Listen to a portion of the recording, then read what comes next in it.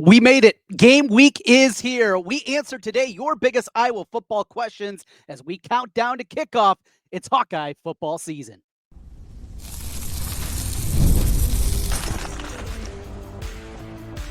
You are Locked On Hawkeyes, your daily podcast on the Iowa Hawkeyes. Part of the Locked On Podcast Network, your team every day.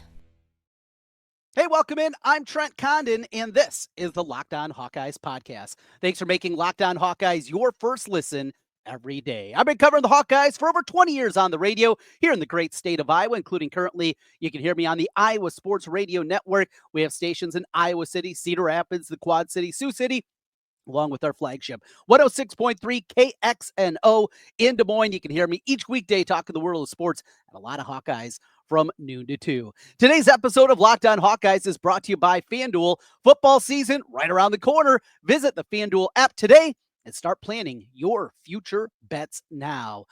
It is that time. Football season is here as we get ready for the opener against Albany. We're going to talk a little bit later on what we learned in week 0, including the biggest one, of course, Iowa State, Kansas State, what that relays to us as we get ready for the Cy-Hawk matchup. Before that, though, the matchup against Albany. We also today are going to look at many of your questions that have come in here to Lock On Hawkeyes over the last couple of weeks. Some important ones. There's some silly ones in there too, some goofiness, some divisiveness, and overall just a good time as we get ready for it. So later today, we are going to get the press notes, the game notes, from Iowa football. And with that, we will get a depth chart.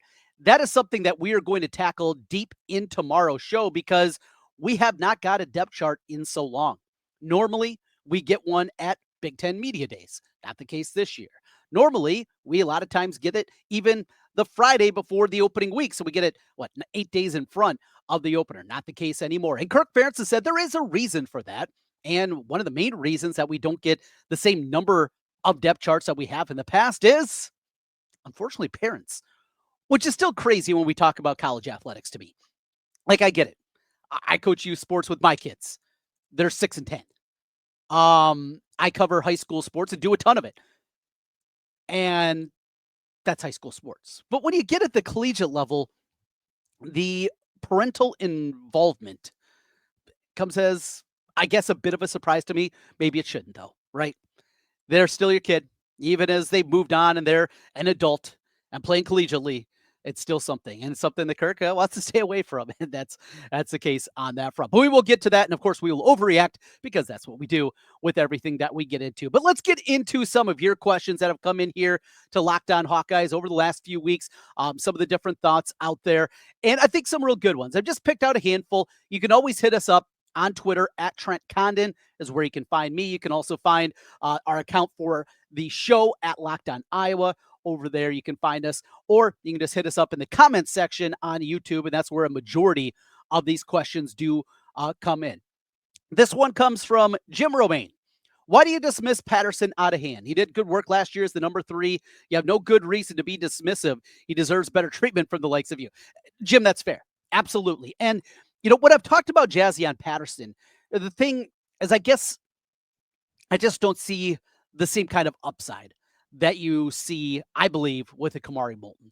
And that, as I've said with Patterson, Jazzion's good, solid, dependable. He just doesn't have that wow. Somebody else checked in, Flyover Country, said, kid smashes the hole with bad intentions, a lot of potential. And that's true. The physicality that he runs with, you're absolutely right. And I brought up Xavier Williams a couple of times, maybe as more of a goal line back.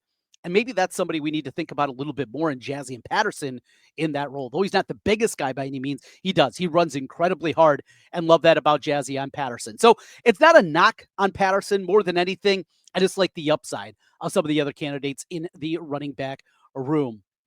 This one comes back, speaking of the running back room, when we were talking about Nathan McNeil, who came down to Rhode Island and Arkansas State for his services.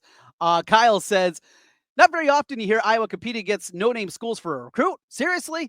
Kirk loves to recruit against crap teams. Well, okay. I don't know if he loves to recruit against crap teams, but fair enough, Kyle. That one got a kick out of me. Randy, he checks in. He says, why do you always start your podcast about how long you've been covering the Hawks for 20 years? It's just something that we do here on Locked On. We're supposed to say our credentials because We love you everydayers. We love the people that are with us each and every day, and you are the backbone of what we do here on Locked On Hawkeyes and on the Locked On Network. But we also see the metrics, and every single day, the amount of new people that are listening, that are viewing, and certainly as we kick off the season, those numbers continue to build up. So as many people as, you're probably sick of me saying it every single day, remember, more than half of those people are new to the show or have not watched very many shows in comparison. And that's what we're supposed to do. That the headlines, the things that I see the comments, I understand the concerns, but it's just part of what we are supposed to do here on Locked On. And it's very happy to be there with that. This one comes in from Joseph Wolf. And I like this one a lot. Just need solid possession receivers that run good routes. No Marvin Harrison Jr.'s go to Iowa. That's fine. Iowa wide receivers won't get separation in those games. Their DBs will be good. Just catch the slants, quick outs, and intermediate stuff, plus the tight ends will need to be big in those games. And I think you're exactly right, Joe. I mean, I don't think any of us should have an expectation that we're going to see one of these wide receivers go out, catch 75 balls for 1,200 yards and 13 touchdowns, right? I don't think anybody has that expectation, and you really shouldn't. I mean, that's the reality, I believe, of this group. But you do have a bunch, for the first time, of at minimum dependable guys. The tight end position continues to be one that confounds me. We talked about this a couple of weeks ago. Open practice. They're throwing the ball a ton at Kids Day, right? Checking around the yard, doing a bunch of things. And then we jump over. We hardly see the tight end being used. Then Monday, Big Ten Network is there for their tour around the Iowa football team. And all they talk about is the tight end and just how great it looked. I still have to see it. Luke Lachey coming off that injury didn't have a great year a year ago, but how much in the passing game are we going to see the tight end? Because they got two good ones. Zach Ortworth, Addison Ostrenga, both those guys are very solid. And I think upset on both of those guys, and certainly Ortworth with his speed and the dependability, in Ostrenga. I think that's going to be in good shape. All right, this one comes in from Bellator. As for the linebackers, I wasn't worried because they always turn out a good group. However, after hearing Dave Revson and Jerry DiNardo, back to the BTN tour we've been covering here for 19 years, and linebacker play looks about right. I'm confident they'll be good. That's from Bellator. That's another one of those. I've said for a long time, every day, as you know, that Carson Shire has always been a guy that I brought up a lot, talked about a ton, and what he can be. And maybe I've gone a little bit overboard at what the highest of upside is. I think he's going to be a minimum solid and a chance to be even better than that. It is still the middle linebacker spot, though, that really does concern me the most. And I know it was one game and it's not fair. And Jaden Harrell got thrown in there against UCLA last year and it didn't go well. He played a little bit the year before in that goal line stand against Northwestern at Wrigley Field, and he's been in there from time to time, but he is a backup.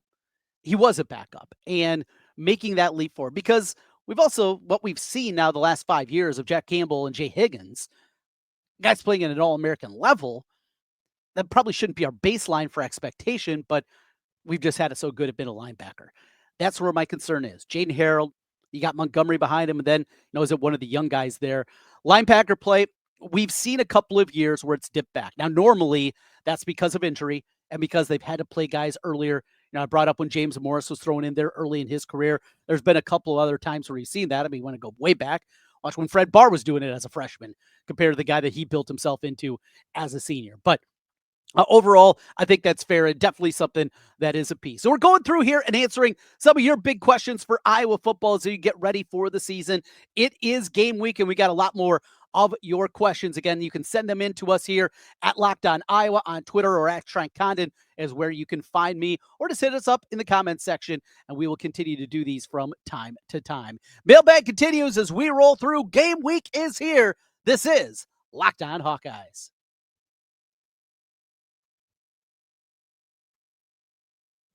Guys, you probably heard of Viagra or Cialis. Maybe even you tried them. But if you're looking for something beyond the usual pill, it's time to meet Rugiet Ready. Rugiet Ready is a next-gen prescription treatment designed to amplify arousal in the brain and boost blood flow. Unlike the usual pills that can take hours, Rugiet's 3-in-1 formula dissolves under your tongue and kicks in fast, on average in 15 minutes. Effects can last up to 36 hours, so you can stay confident and in control when the moment is right.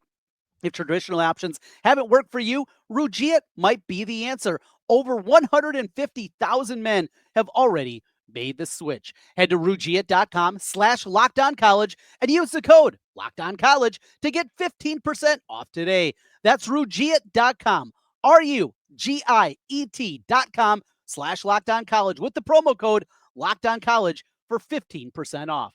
Individual results may vary with prescription treatment. Compounded drugs are permitted to be prescribed under federal law, but are not FDA approved and do not undergo FDA safety, effectiveness, or manufacturing review. Please visit the Rugiet website for full safety information. Trent Condon back with you once again here on the Locked On Hawkeyes podcast. Thanks for being with us and making Locked On Hawkeyes your first listen every day. We continue with the questions. Some good, some bad, just having a good time as we're going through and answering some of your questions.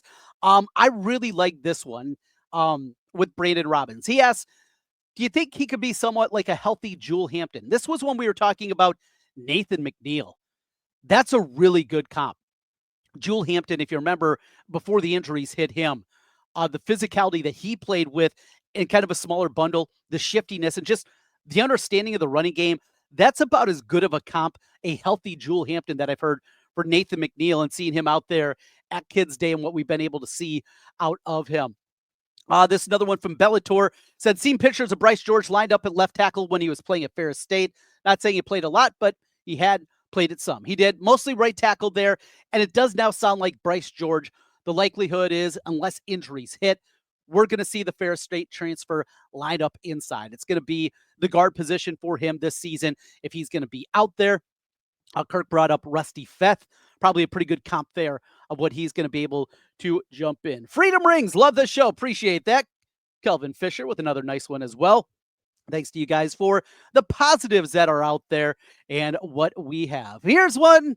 Let's see what else we got. Scrolling through, talking about, of course, Mark Gronowski, a lot of that. Here's a couple of things about Gronowski. Preseason struggles. We heard slow out of the gate coming out of camp and those kind of things, and led to people kind of freaking out, and that's okay. This comes from Even the Sticks. He's $1 million quarterback, according to most commentators, estimating the cost of bringing these guys in. 25 touchdowns, 3,000 yards, or it was a mistake. So that's the baseline that Even the Sticks is putting out there. 25 touchdowns and 3,000 yards. I would say this, if you're throwing in what he does on the ground on top of it, maybe that is fair. And certainly taking sacks away from that total, and you're throwing the rushing total in there. I want to see what this thing looks like fully unleashed and what this offense looks like. And that is one of the biggest things, is we're opening up this practice of a new football season and open up the present, we have new season, is seeing what this offense really is going to be this year. How much are they going to use Mark Gronowski in the ground game? Are there going to be designed runs for him? Or do they believe the importance of him going to be there? What the down the field component's going to look like? Is it going to look like what we saw at Kids Day, where it's going to be a lot of shots? And we didn't see enough of that last year because quarterback play wasn't there. If they can take that step forward this year, and that could be a good baseline. I had a little bit lower, but let's hope he's right. And that's definitely something. The narrow way. This is one I disagreed with. Fans are ready for a change, like with Fran. He just wouldn't change his philosophy on defense. You get apathetic with it. And this was in connection with Kirk Ferentz and trying to put it in line. And I can't get there. We're talking about something completely different. Iowa has sold out another season. Basically, there's still a few tickets left for a couple of games, but another sellout of the season. Yes, as fans, we get frustrated. And when the offense isn't fun, when it's not clicking, when we're not having those things, I get where the frustration comes from. I understand the angst that we all have as a fan as we watch it. Look, I talk about it every day. You listen to it every day. When it's happening, yes, it's incredibly frustrating. But to equate it to Fran McCaffrey, where nobody was showing up anymore, where even the most ardent supporters of Fran felt like they were running out of ammunition. Look, I was a Fran defender. And though I also believed it was time for a change after last season, and I'm incredibly happy the way that it played out, and the way that they were able to get Coach McCollum, I was ready for a change, but also with the understanding that Fred McCaffrey did a lot for the program. And I guess if you want to equate it that way, but people aren't doing it with their pocketbooks like they did for Iowa football.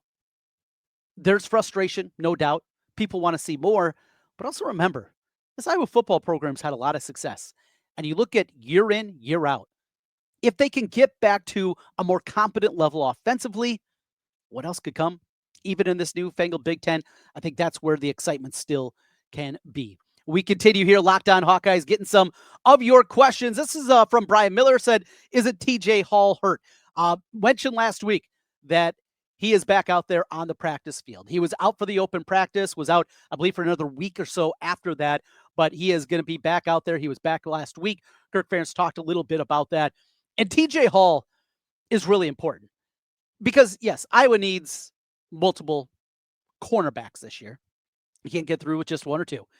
That's just the way college football has evolved and football in general has evolved. Got to have a bunch. And Iowa in the 4-2-5, there's going to be times they're going to go nickel. There's going to be times they're going to go, and though that's more of a nickel look, they're going to go dime. And we saw that a little bit last year with Phil Parker. And they're going to need these guys. So it's not just about TJ Hall. Because, yes, you need TJ Hall to have the breakthrough season.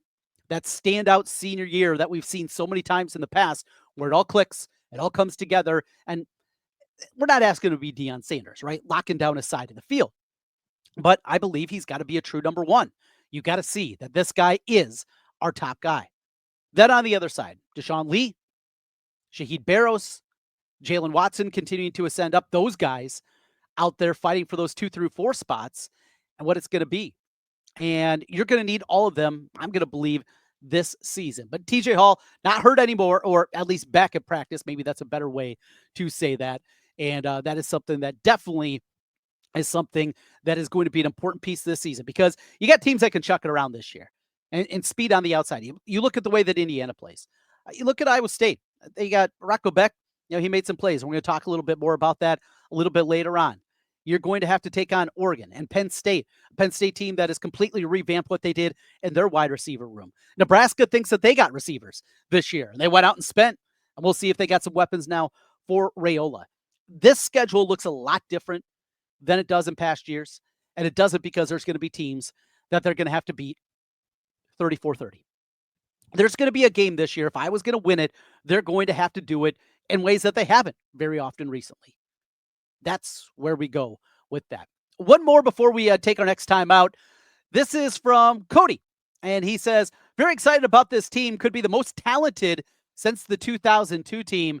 I would bet over on 7.5 wins, even with this schedule. Yeah, at FanDuel, you can get that right now. 7.5 is the over-under for the Hawkeyes. And at least when I looked at it last week, still plus money available on the Hawkeyes to hit that over number. Now, most talented since the 2002 team, that's going to be tough to do. The 2009 team, when you're maybe looking at it with NFL guys, maybe even was more talented than that 02 team. If you're talking offensively, though, and certainly with that 2002 offensive line, the talent, I think it's there. I think this is a really talented team. Still, a lot needs to happen, though, to get up into that kind of fashion because we have the question marks at left tackle and at middle linebacker, the depth of the cornerback room, and just in general offense and what they're going to do. So I can't get there. I would love to see Mo Brown and C.J. Jones at the wide receiver spot, Dallas Clark at the tight end position, an offensive line consisting of the number 2 pick overall, Robert Gallery, Bruce Nelson, an NFL draft pick, Eric Steinbach, another one. Oh, that team was absolutely loaded. Let's hope we can get there. If we're equating this team to 2002, oh, baby, we know that things went really well. More Iowa football talk here as we begin the season. It is here. Game week is here. We'll let you know what game weeks are going to look like and also some more of your Iowa football questions here to kick off the week. Game week continues in a moment.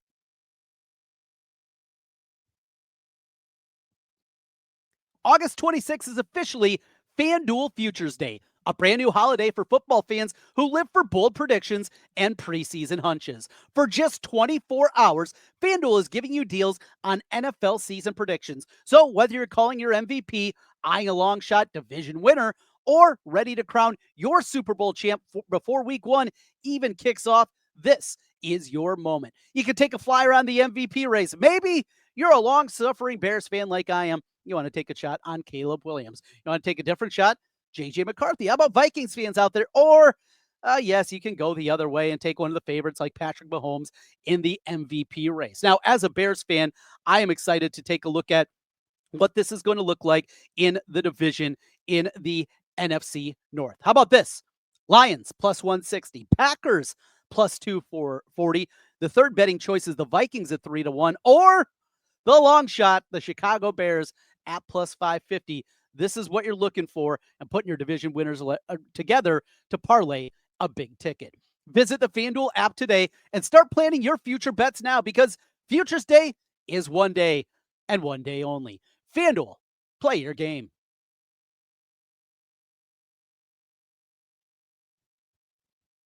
Trent Condon back with you one final time here on the Locked On Hawkeyes podcast.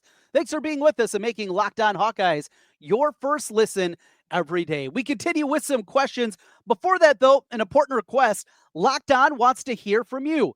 We put together a survey to learn more about our listeners and make your favorite podcast even better. This is your chance to tell us what you like, what you don't like, and answer questions about our advertising.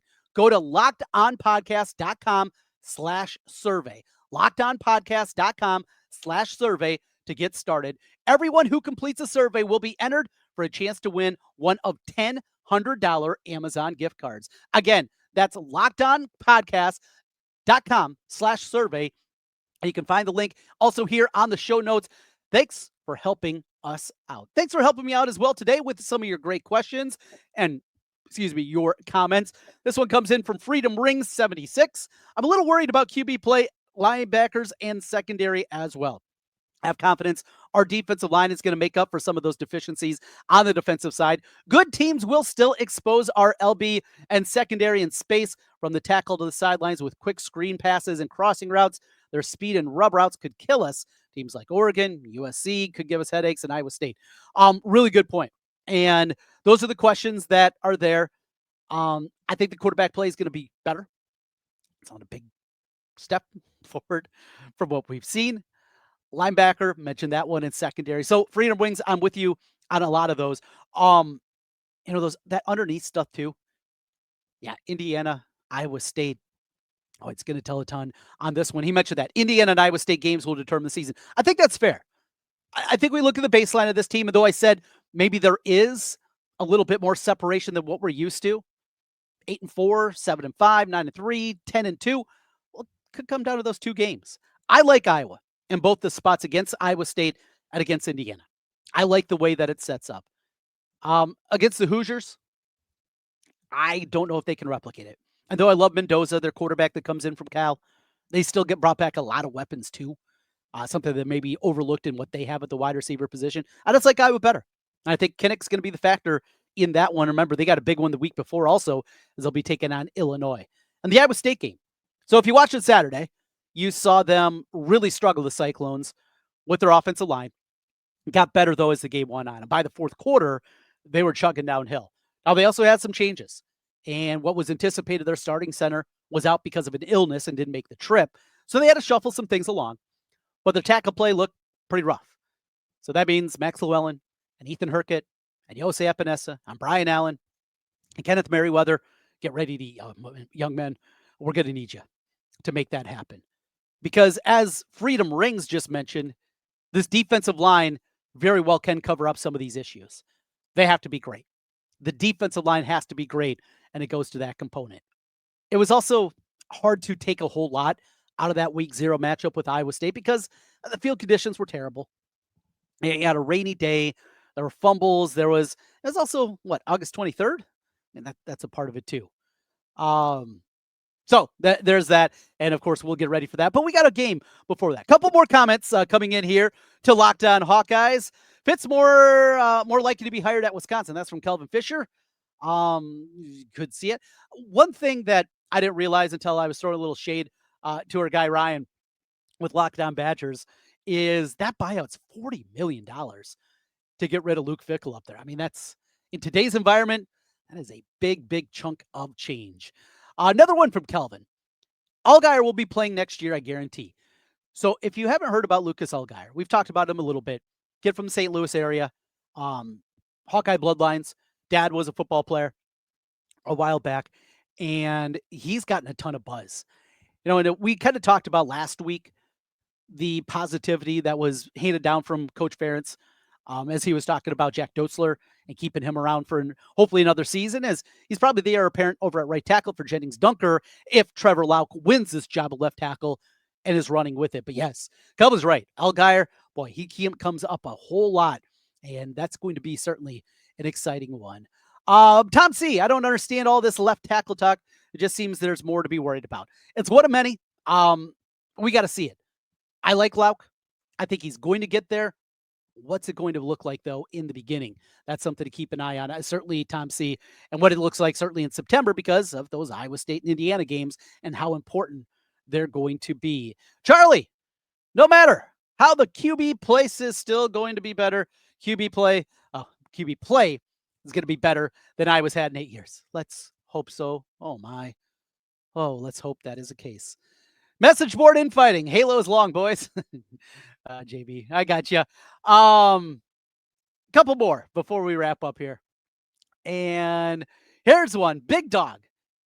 Jalen Watson's going to shock the world this year. The kid is getting ready. If you don't know about him, please check out his story. It's only a matter of time. He's been a dog his whole life. He's learning, getting better daily, and he might be the hardest worker on the team.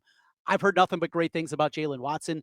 We've brought him up quite a bit here on the podcast, and wouldn't be surprised. You're talking about after TJ Hall, who has the most starts at cornerback this year after Hall. Jalen Watson might be plus money, but that's a guy that I would definitely take a look at. That will do it as we go through a lot of different podcasts and on and on and on as we have a lot of comments in here, a lot of good ones, a lot of things that are muted too, and that's okay. If you need to get it out, you can yell at me. Do whatever you need to. That's what we're here for. We're a community. We're all Hawkeye fans. Yes, I am a Hawkeye fan, regardless of what a couple of the commenters believe. Yes, I've been a Hawkeye fan for all 45 years here, and I will continue to be a Hawkeye fan for as long as I am here. Thanks for being with us and making Locked On Hawkeyes your first listen every day. So this week, coming up, it's game week. So what does that mean? What is this going to look like? So what a normal week will look like is we will have reaction shows, a couple of those to begin the week. I'll have my instant reaction after the game. Hope to get that up to you quickly most times. Not always the case, though. I'll be in Iowa City for game number 1, taking the kids over and the wife, so that will not be instant. And then my wife will let her know that she can drive us home. Then other games, though. We'll try to get something up very quickly. Probably just a little 15-minute reaction, something like that, just to get you something. And then we'll have our full rewind then. That'll come out Sunday night into Monday morning. That will be after I get another look at the game, going through on the DVR, watching it for a second time. A lot of things usually pop up on that one. We'll react to that one. We're going to have Biz coming in this week. Got a few other things that we're working on, getting a handle on what this is going to look like and what certainly is going to be Iowa football this season and what should be a fun year. That's what it'll look like overall. A little bit different here in week number 1, but we got you covered every single day. It will be depth chart tomorrow, as that will be our beginning of the conversation. Looking forward to getting that in our hands. As always, thanks for making Locked On Hawkeyes your first listen every day. Hit that subscribe button if you're watching us on YouTube, or a 5-star review on the podcast side. All that helps us get in front of more Hawkeye fans. We'll talk to you again tomorrow. Until then, go Hawks.